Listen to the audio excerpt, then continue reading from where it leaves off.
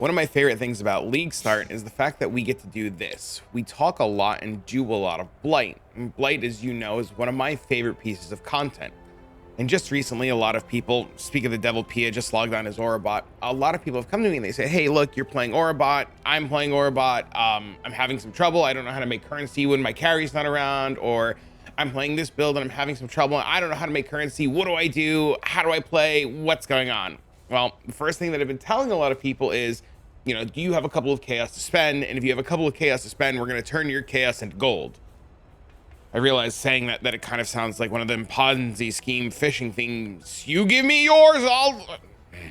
Anyways, if we go on over to the pathofexile.com/trade website, you'll notice something really cool really quick. Blighted Maps are very, very, very cheap this week, and we can buy them in bulk right off the trade website.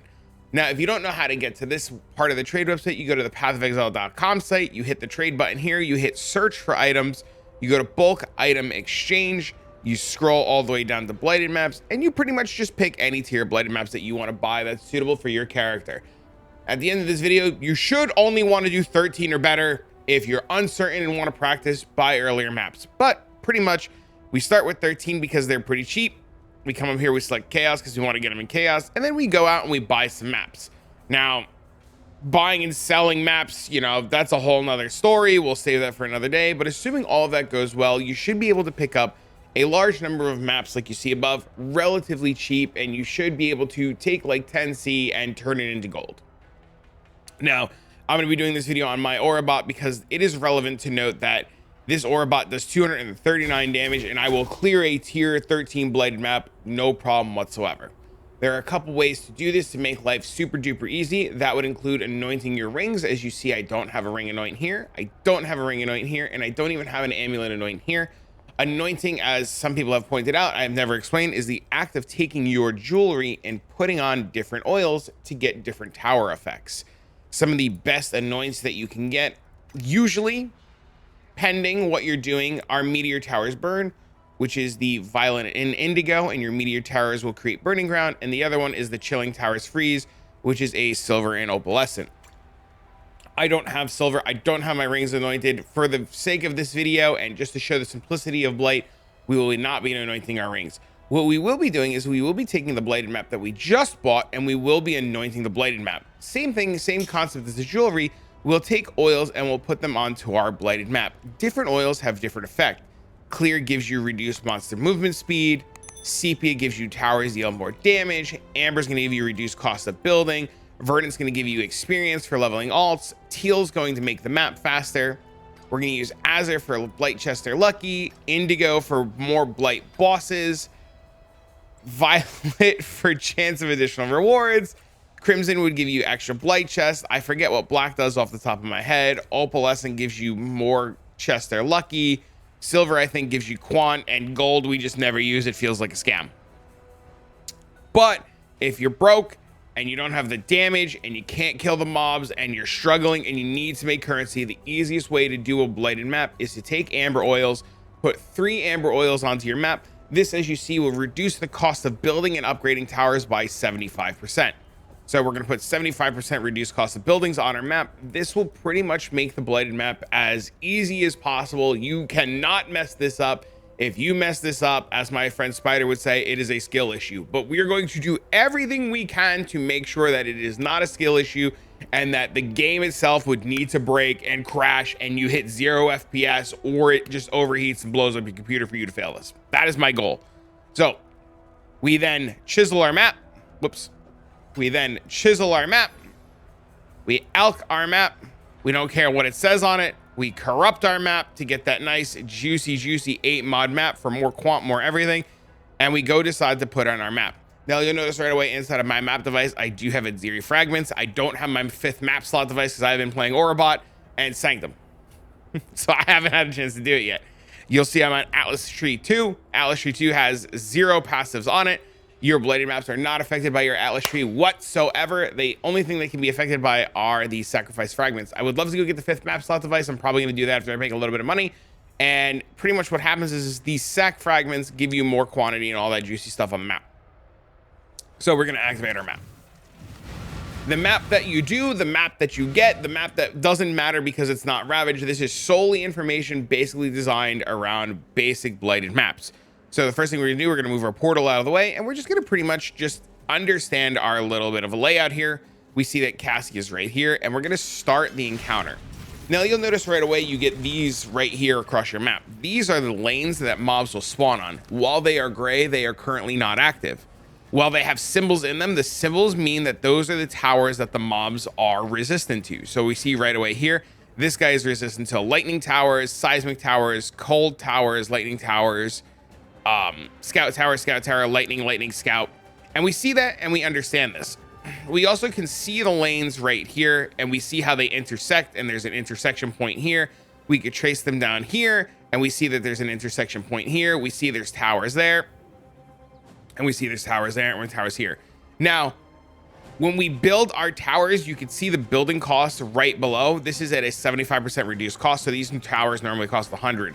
So essentially what I can do is I can build towers all the way up to the max for pretty much nothing. This allows me to build a large amount of towers. Now, I know this third wave here is immune to lightning towers, and that's going to be a problem. And this tower is immune to scout towers, and that's going to be a problem.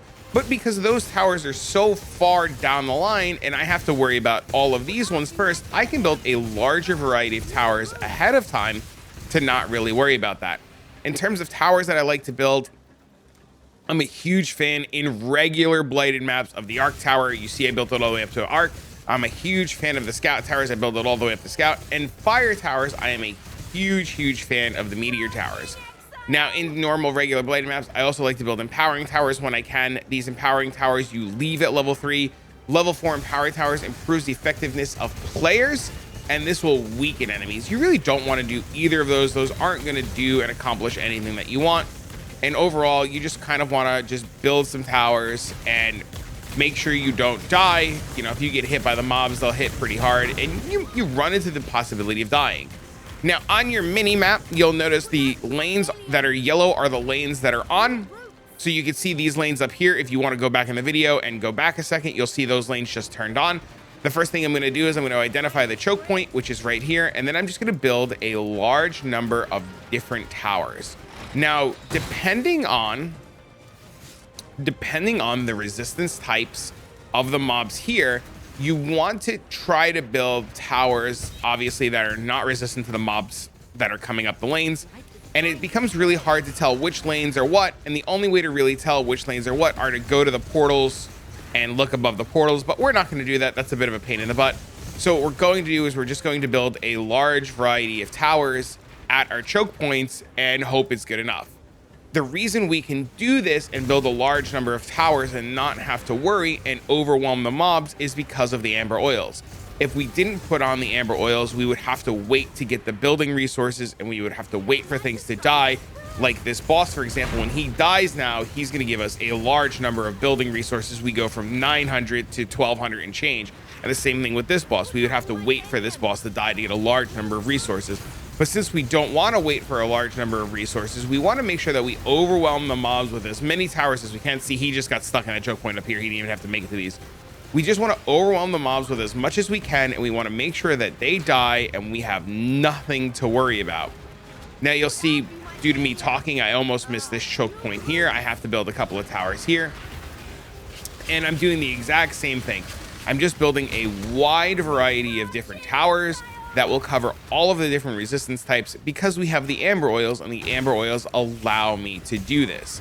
Now you'll have noticed that because I was late to the party in this choke point and I wanted to cover my grounds, I did build a seismic tower and I did build a chilling tower. Those towers are really effective at locking down mobs, and those towers are really effective at keeping all of the mobs in place.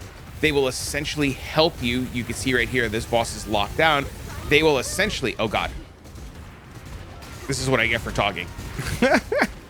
They will essentially help you. Whoops, that's the bad tower. They will essentially help you lock down your mobs in place. They'll keep everything where you want them to be. They'll stop the mobs from, you know, pretty much doing what they're doing, and they'll just allow you to build a bunch of towers and kind of like go about your life. Now, something that I have experienced in the past with Blight, and something that I want to mention, is I have been told a couple of things that obviously have changed. Originally, towers would stop working when you died and mobs would keep going. You can see that is not the case. The mobs are still locked in place, so you can freely release. And as long as you are dead, the mobs will just keep doing things. As you load, the towers will stop working. So when I click back in, the towers will stop working. You pretty much want to move as fast as you can. One thing to note is that mobs overall, I have to build this tower without dying again because that would be nice. Mobs overall aren't too bad to kill. The only time that blight becomes a huge problem is when you don't kill the mobs fast enough. The mobs overwhelm your towers and the towers can't stop the mobs, so the mobs just kind of walk past everything. You'll see here we didn't build towers to the side here. This guy's gonna get through. We're just gonna use our body as a deterrent really quick. See if we can stop this guy from getting through. No, no, no. Stop moving. Just because I was talking. I wasn't paying attention. One thing to note with Blight is you really sometimes have to just pay attention. Otherwise, mobs will just not care and they'll just go through your towers. Now, something interesting too.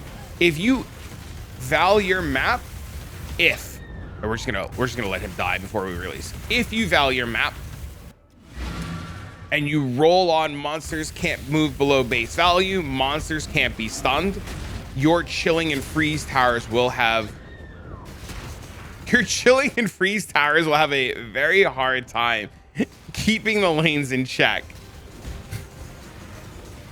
I love dying in these and I love making these videos and dying because somebody's gonna be like, wow, build's bad. I'm like, I know it's an Orobot. It's not very good. I haven't invested time into it.